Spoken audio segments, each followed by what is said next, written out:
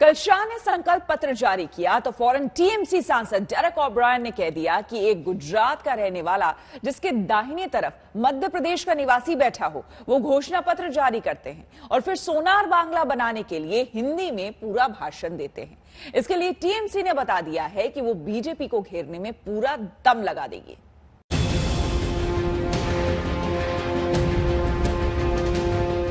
सत्रह मार्च को ममता बनर्जी ने 146 पन्नों के अपने मैनिफेस्टो में पिछले 10 साल की उपलब्धियां गिनाई, कई वायदे किए।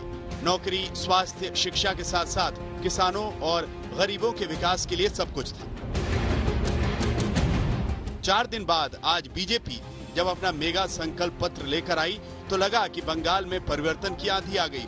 ममता से वादों की रेस में आगे निकलने की कोशिश साफ दिखी। बीजेपी ने ममता बनर्जी को तुष्टीकरण के चुनावी पिच पर फिर क्लीन बोल्ड करने की कोशिश की। बीजेपी ने बंगाली हिंदू वोटरों को लुभाते हुए बिना रोक टोक धार्मिक समारोह करने के तार छेड़ दिए। यानी बीजेपी के संकल्प पत्र का ये संकल्प हिंदू वोटरों के ध्रुवीकरण की मजबूत कोशिश समझा जा सकता है। ममता अभी सामुदायिक दुर्गा पूजा आयोजनों के लिए 50,000 रुपए की सहायता देती है।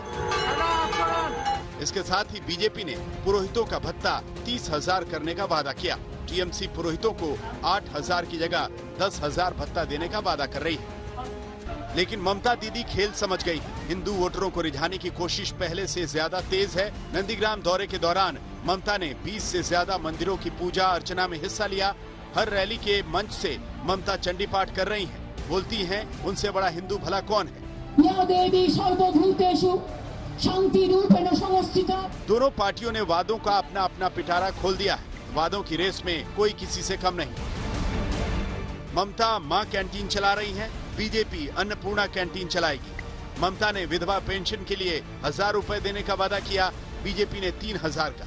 ममता ने ओबीसी में महेश, तामुल, तिली, साहा को आरक्षण देने का वादा किया, बीजेपी ने भी इन्हें आरक्षण देने का भरोसा दिया।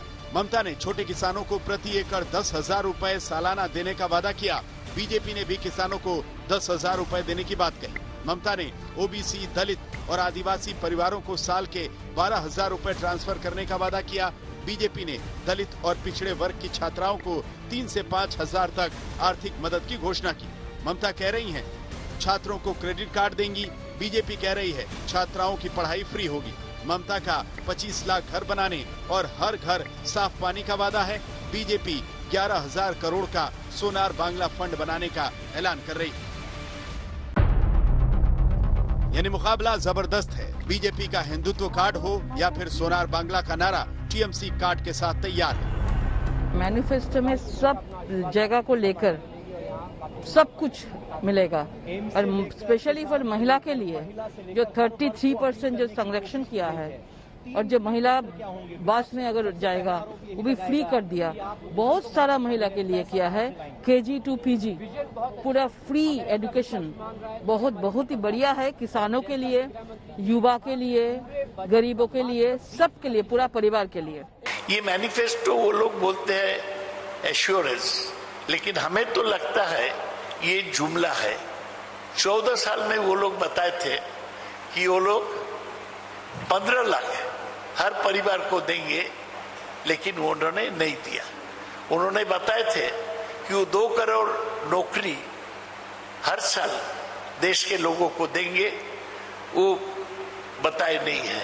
वो अभी बोल रहे हैं कि वो CAA बांग्ला के कैबिनेट में अप्रूव करेगा, ये भी जुमला है।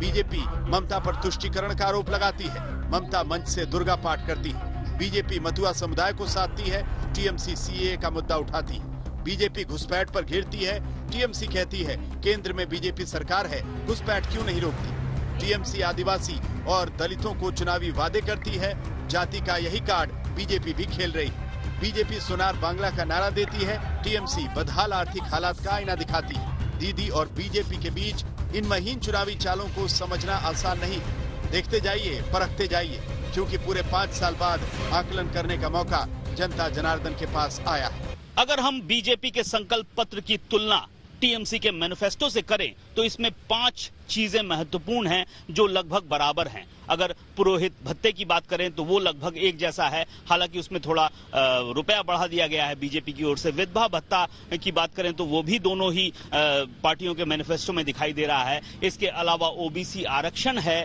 और अन्नपूर्णा कैंटीन बीजेपी ने नाम दिया है तो ममता बनर्जी मां कैंटीन के नाम से चला रही हैं।